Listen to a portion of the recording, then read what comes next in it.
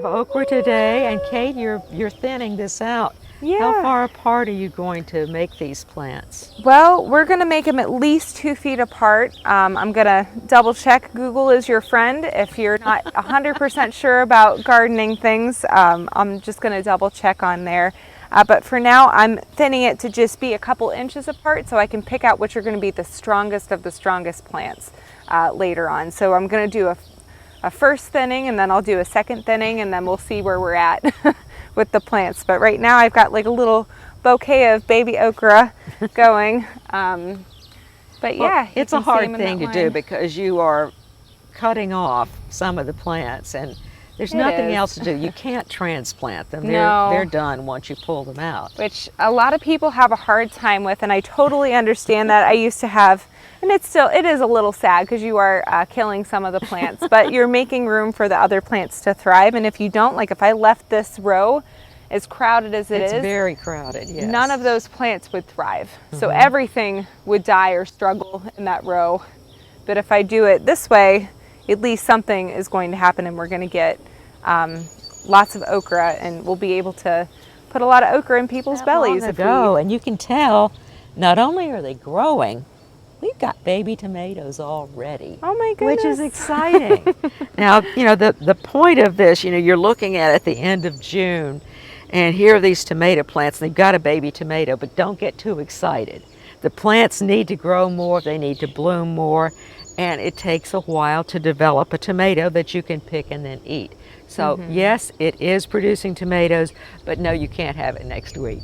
So the garlic, with garlic you want to wait until the tips start getting real brown, and then you can harvest. So let's pull and see where we're at with this. Ooh, that one just popped right out. Yeah, sometimes you're going to need to dig in because the roots from the plant next to it may have grabbed on some of it. This one's good. Let's see. Oh, wow. Oh, my Let's word. See. It's I need down a little in shovel. There. You may need a soil knife. Ooh, look at that. that. Wow. Oh, that's beautiful. Wow. It's gorgeous. Look at that. Cook that for dinner tonight. I might have to. That's wonderful. So we can try it again. So this is round 2, because what I did is what you're not supposed to do. I just got excited and I yanked it up, and then I broke off the garlic. But you can see how big it got. So we're going to try it again, but I'm going to do it the right way with a shovel. So let's see where we're at. Oh, it's coming right out. Look how beautiful that is. Beautiful. That's fantastic. Wow, look at the size of that bulb. I know. Look at that. It's Holy gorgeous. cannoli. That's great. That's amazing. Oh, just can imagine this. You can either dry it or you can use it tonight. Yeah. I mean, so that's just delightful. You can have green garlic, right? And you can just use it right away, or you can cure it, which is when you let it dry out for a bit and let it get and you're going to get varying sizes. I mean, you're not going to get a uniform size. I mean, there are the same variety, but depending upon the size of the plant, it's going to generate one size of bulb or another.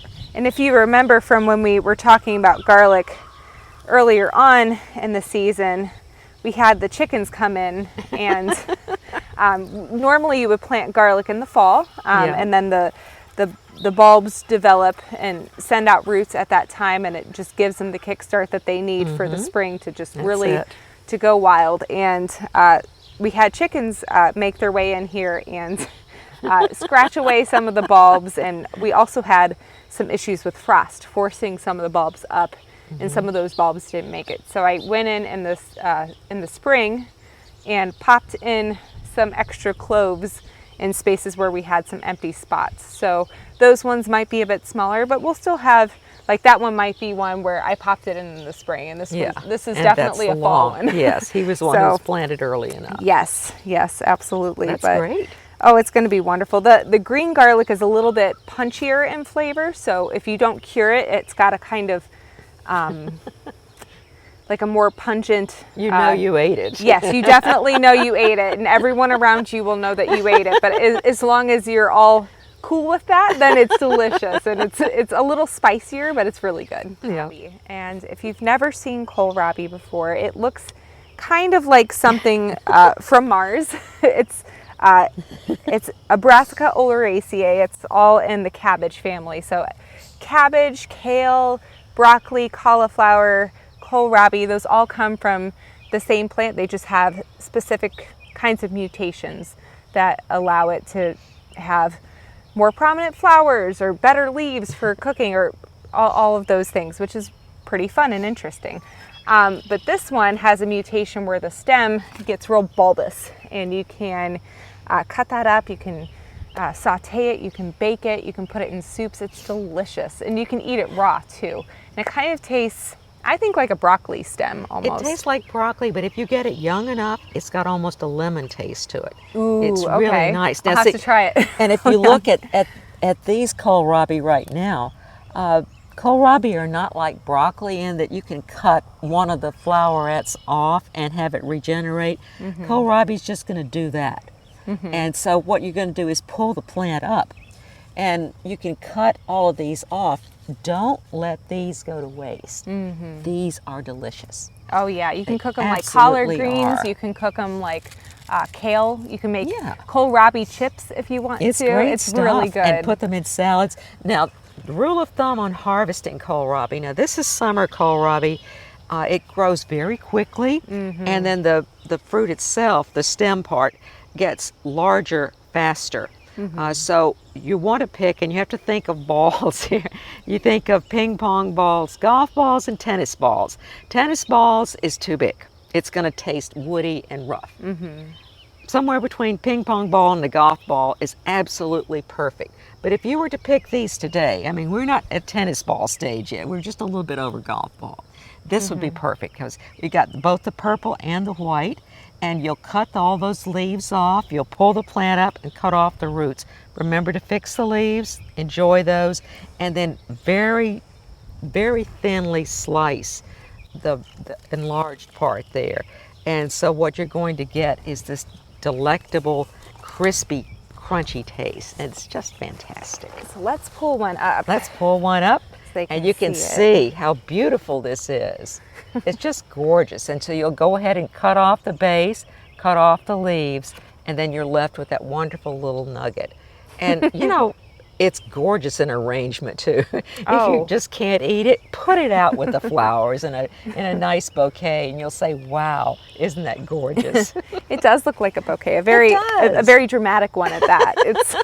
It's beautiful. We love it. Similar to garlic, you can harvest them when the tips start to get a little brown.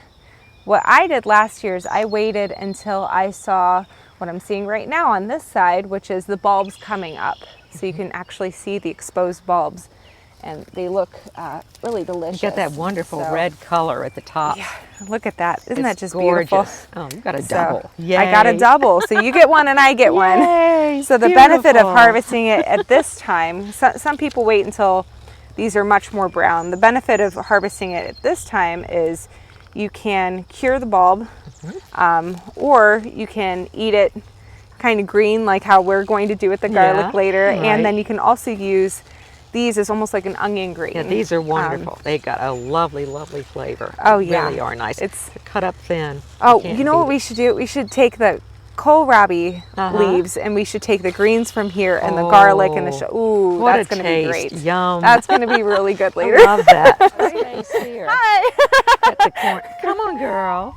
Come on, chickie, chickie, chickie. You go back out you show us where that hole is, Come and on, then girl. we'll plug it up for the groundhog and you and the rabbit. Chip, chip, chip, chip. Go on out. Go on out. Oh. It's right here, isn't it? We got her. Look at her. She's not pleased. No, never. She's never pleased. Thanks.